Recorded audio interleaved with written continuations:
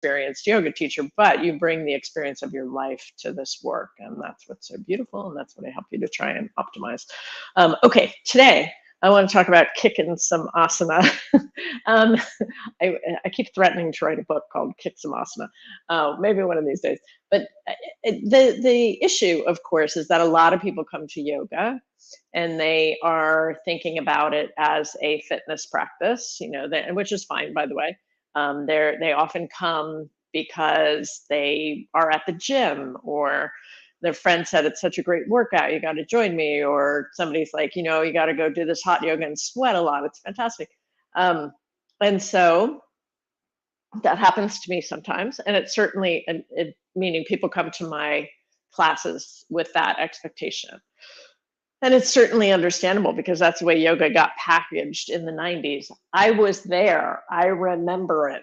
I remember when it happened, because in the 70s and 80s, the yoga I was doing was like, more traditional yoga. It was people would nowadays would call it hatha yoga.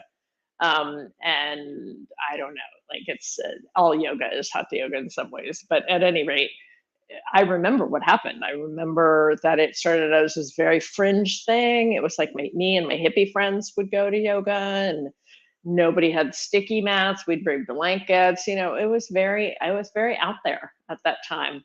I used to go to yoga in 1988 and 1989 in the gym at my university and do yoga on the blue mats and like hope nobody would see me, because it was out there. What happened in the 90s is there was a shift, and largely this was going on in California. I would love somebody to write an article about this, but what happened was the fitness industry kind of snatched it up. And what I saw happen was that aerobic studios got replaced by yoga studios. I mean, that happened everywhere, so a lot of the people who would be aerobics teachers in the 80s are yoga teachers right now because they enjoy that fitness stuff. Right. So, but yoga is different, and there are different ways of it. And I would say it's different for many, many reasons. One of the big reasons it's different is that there are so many different ways that you can approach an asana practice to make it more challenging. And so people ask me that. They're like, you teach subtle yoga. Oh, this happens to me all the time.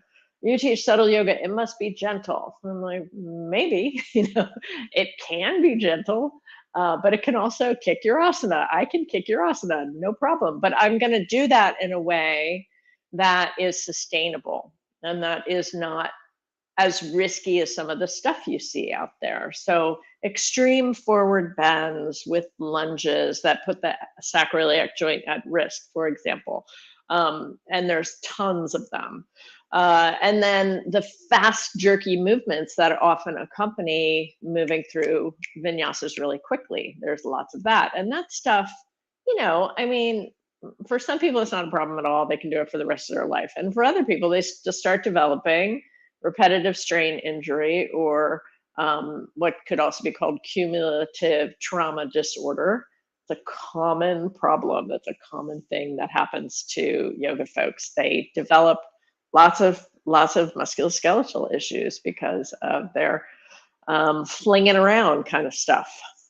So today I want to share with you the secret to ramping up the asana practice, to making it more, I'm just taking off my socks, to making it more, giving it more brahmana, as we call it, right, as it's called, which means that kind of energy, that kind of strength. And you can do that with a slow, mindful practice if you understand one key element, and that is how to work with the breath. Now, I can't teach you that in a short, social media video, but I can teach you that if you are interested in studying with me long term. The best way to study with me is through the Subtle Yoga Resilience Society. It's a wonderful group of people who have come together over these past 3 years, and I just feel really fortunate to get to know them. But I can teach you, I can mentor you and help you to learn how to make a practice stronger without hurting people, if you want to study with me longer term. Today I'm going to give you one tip, though.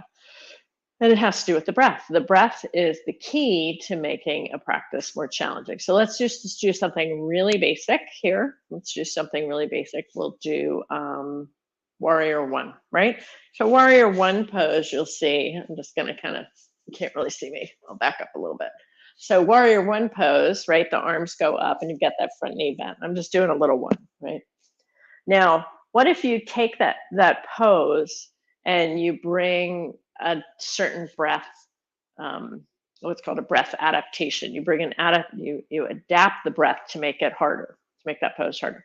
And you start to count to 5 counts as you inhale and 5 counts as you exhale. And you're welcome to do it with me if you want, right? So it would be like 5 counts inhale, then 5 counts exhale. Okay, so maybe that's like, that's not that hard. Try it with 6 counts. Try it with 8 counts. And do it for 10 breaths. Then tell me that you're not sweating, that's not challenging. Try it with warrior 3. Get into the pose. And by the way, warrior 3, you could do just, lifting the back foot off. I'm sorry you can't see me. You could just do lifting the back foot off, right? It could be that much of a warrior 3, or it could be a more traditional warrior 3 where you're kind of parallel to the floor. Count 5 in and 5 out and do it 4 times, 6 times, do it 8 times.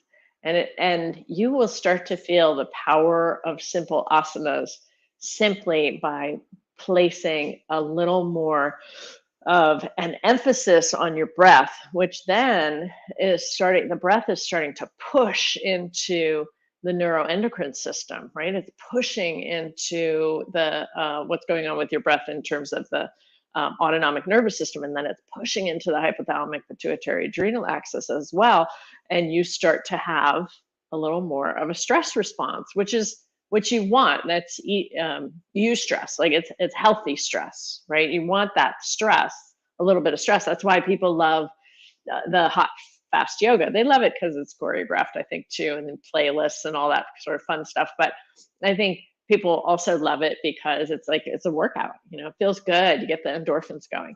Well, I would recommend that you try using the music of your breath while you're doing the practices, right? You start listening to the flow of your inhale and your exhale. You start using your breath in very specific ways, structural breath, right? First you breathe into the chest, and then you breathe into the belly, and then you exhale from the pelvic floor all the way out, up and out.